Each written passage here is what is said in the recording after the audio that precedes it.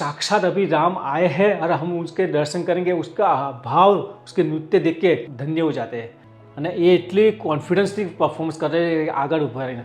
તમે માનો નહીં, પરમાર્થ નિકેતન આશ્રમમાં આખા વર્લ્ડના લોકો બેઠા હોય છે અને પરફોર્મન્સ ચાલતો હોય છે।